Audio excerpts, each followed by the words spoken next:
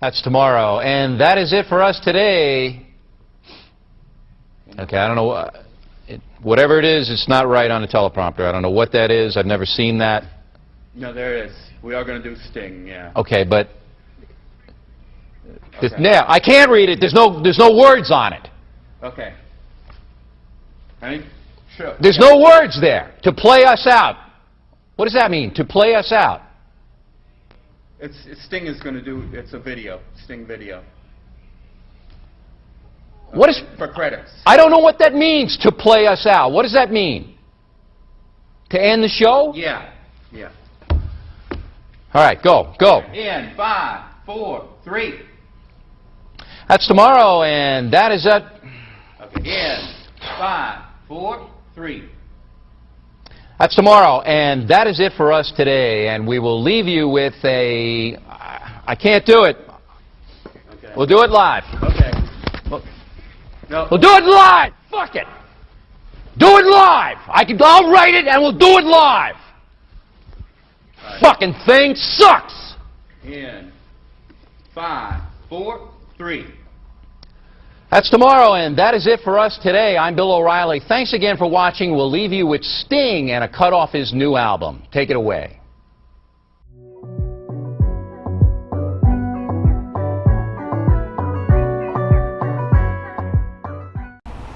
Listen, bro, you're gonna have to start fucking paying rent around here, all right? Like, your fucking thing isn't cute anymore.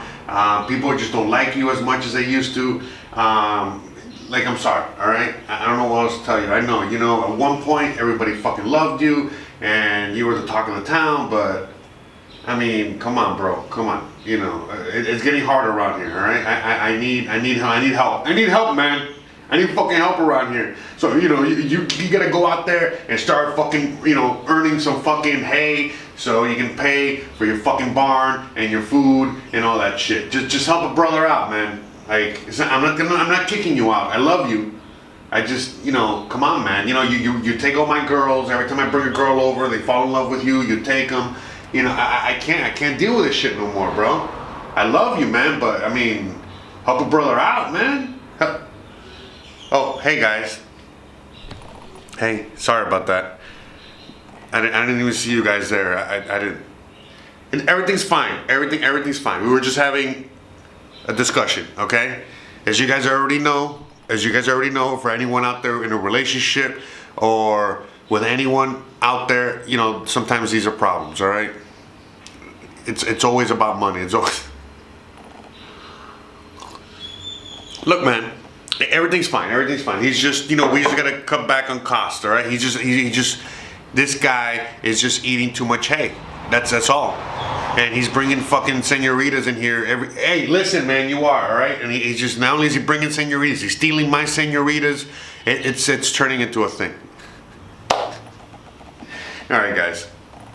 Everything's fine. I just want a little comic relief.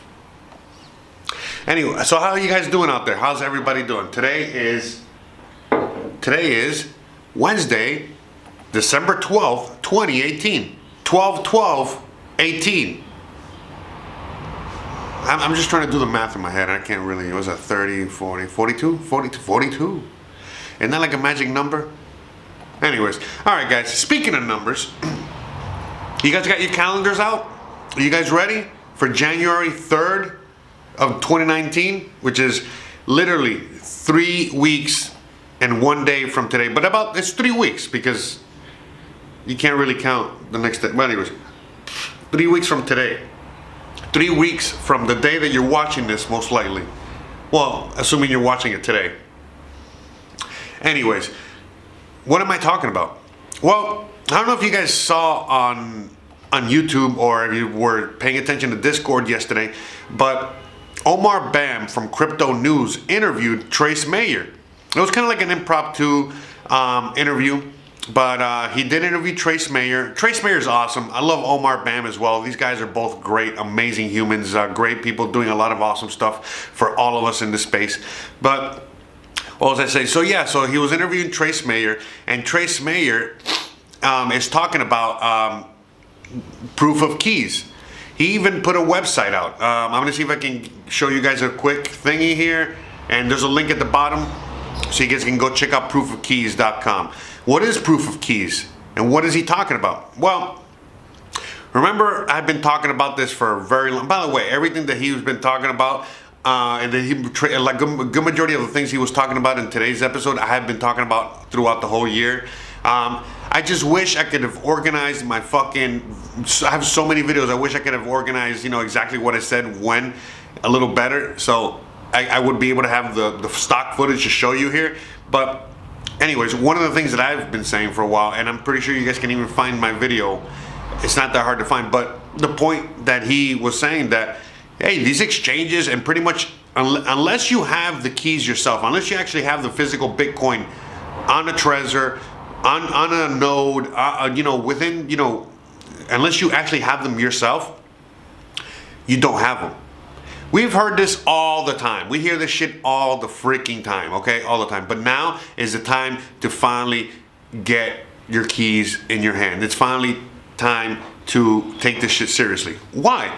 Well, because it just so happens that Mr. Trace Mayer is starting a new, not a custom. What the fuck is it called? What is it? What we do something the same thing every year.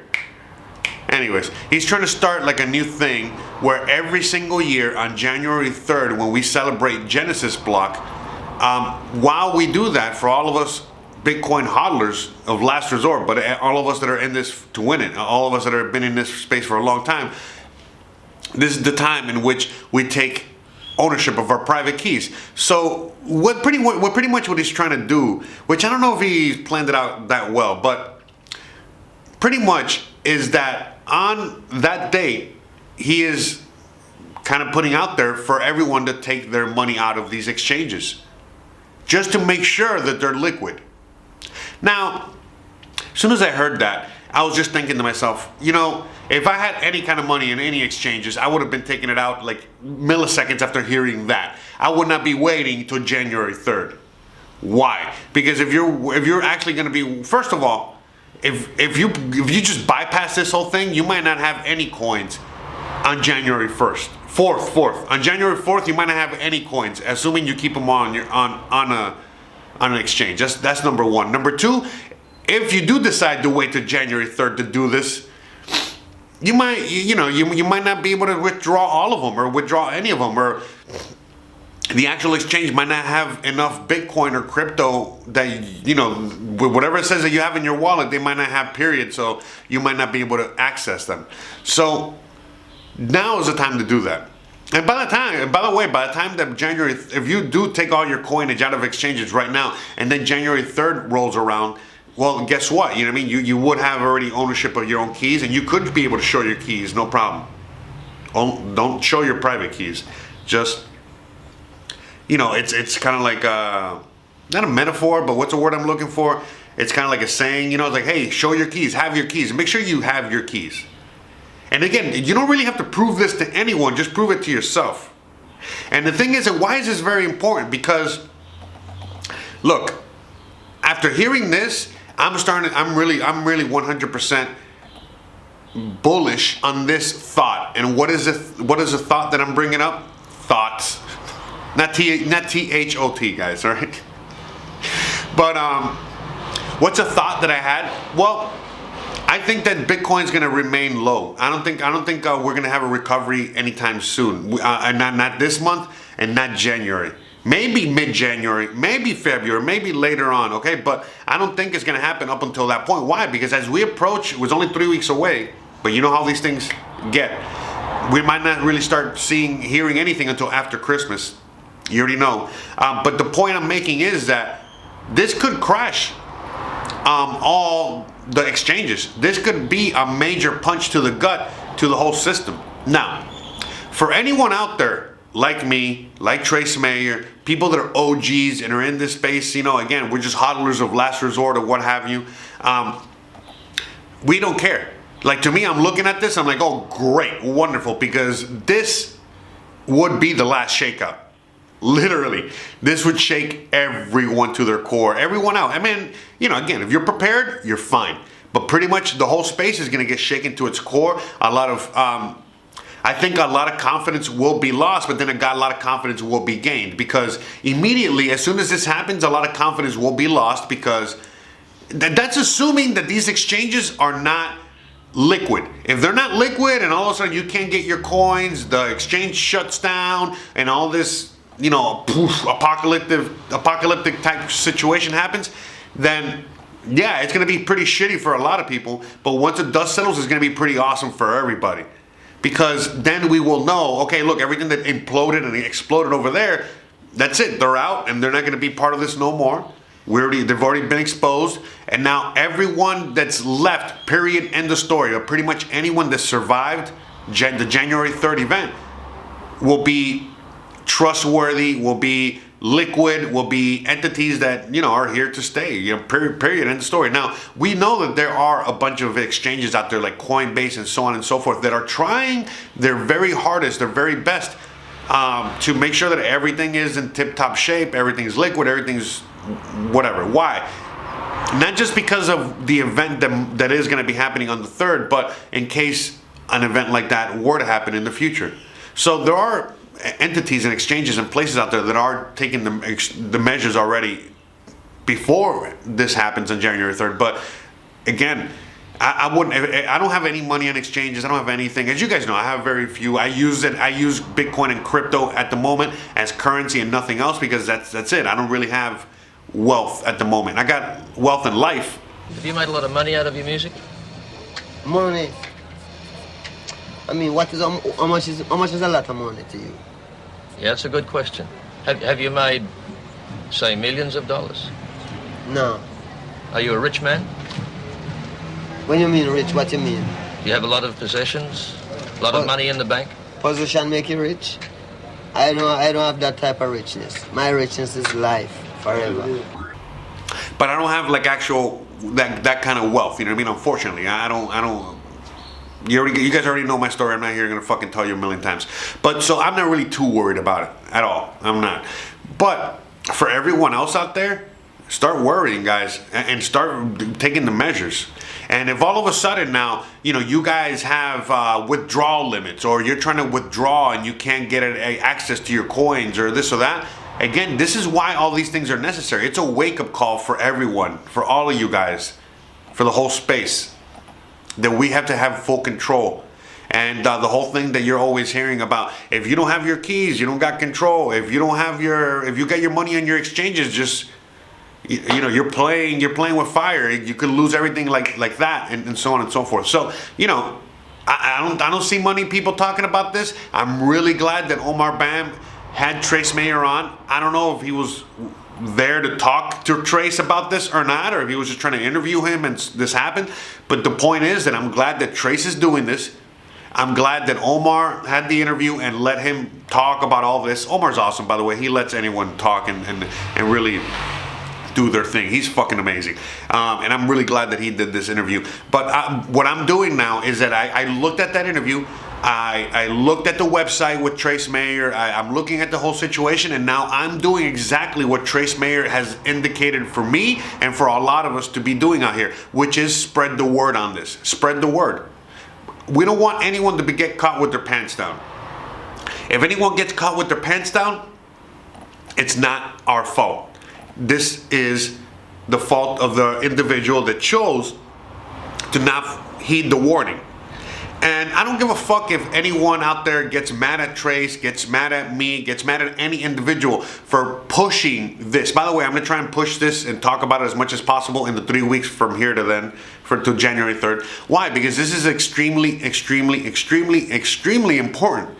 And this is all part of the growing pains and part of the whole everything that we got to do. So right now, Trace Mayer is saying that, hey, on January 3rd, we got to run a marathon.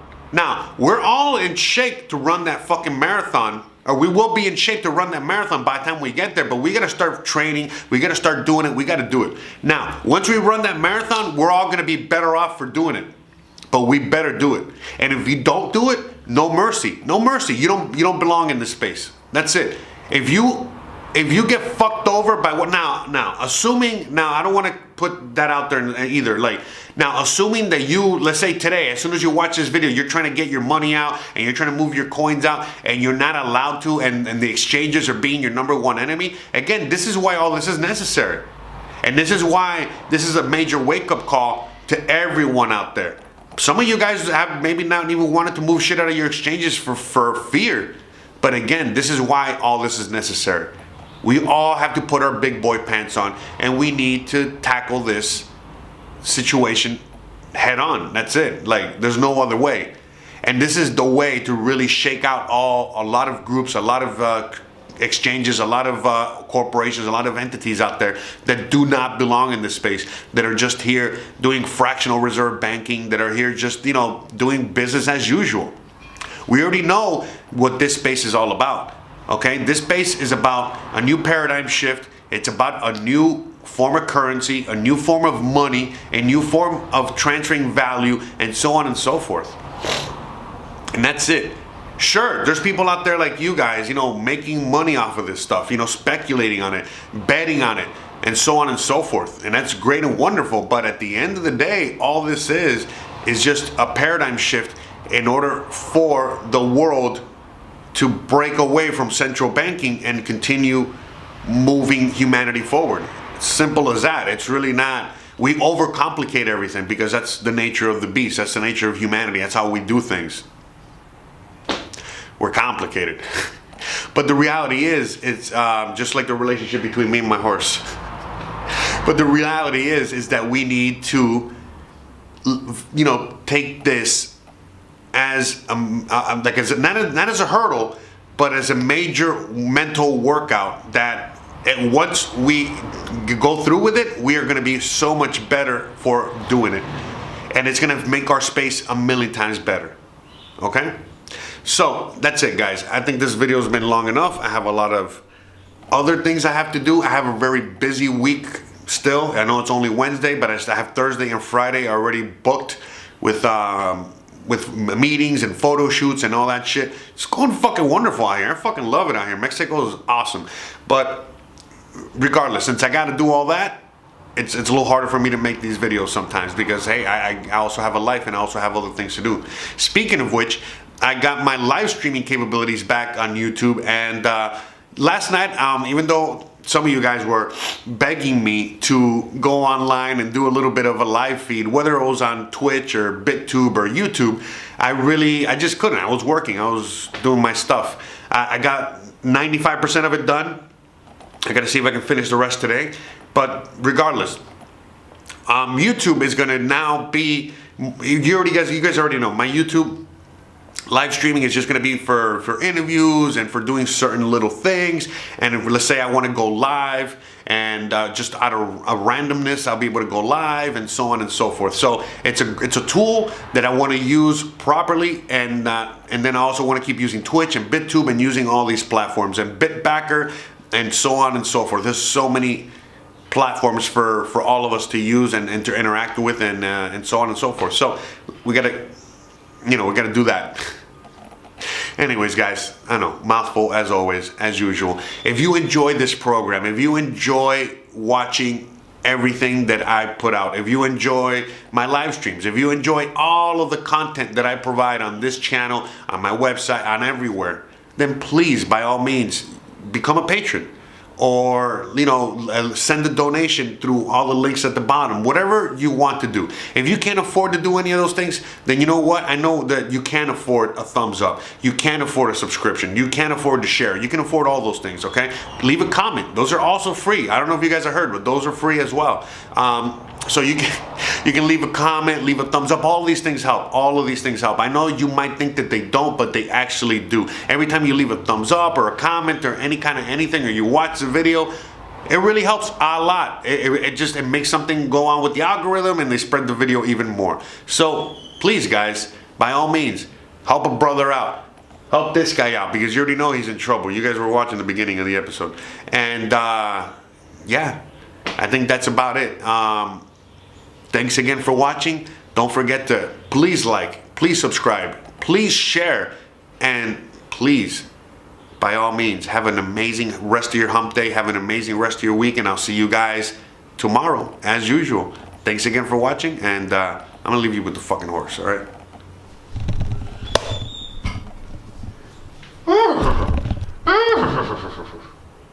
When we look through the long corridors of human history, from our journey from the swamps to the stars, we've had these innovations that come about from brilliant minds. You know, the coining of gold and silver thousands of years ago, Nicholas Copernicus with heliocentric theory and the quantity theory of money, Isaac Newton coming up with the gold standard itself that laid a foundation for peace and prosperity and world trade on a massive scale.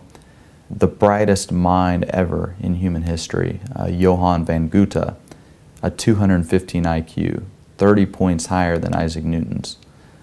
He wrote in Faust about all the negative effects that come to society when the government or the state takes control of the monetary unit. And at the end of the day, gold and silver, and I would put Bitcoin, they're not just mere commodities, but they're essential checks and balances in the political machinery. They stand in the same place as constitutions and bills of right. This isn't about money or merely making money. It's about whether individuals will make their choices or whether monetary elites will make the choices for them. It's going to be, in my opinion, a very bright future, because if we really want to change things, we have to change the economics. And through all of human history, if we look at the economics of violence, it's been very profitable to engage in violent activity. Conquering a neighboring tribe, stealing their crops, taking their land. The industrial age, we needed force to be projected on a massive scale to protect our railroads. The holders of capital could easily be extorted. The coal mine by taxes, by organized labor. But as we move into the information age, Diffie and Hellman came up with asymmetric cryptography, public key, private key encryption, which is a vital component of Bitcoin itself. And some of the original cypherpunks realized the economic implications of this asymmetric cryptography, because the laws of the universe, they bless nuclear power and nuclear weapons, but they also bless the laws of mathematics and this asymmetric cryptography. And at the end of the day, no amount of violence will solve a math problem. You cannot direct a nuclear bomb at a math problem and solve it. That is just not how math works, period. And with asymmetric cryptography, it has changed the economics of violence. This is a tectonic layer for guiding human action and human behavior, because now the cost of protection has rapidly plummeted and become free in a lot of cases. And yet the return on investment from attempting to extort, it's just not possible.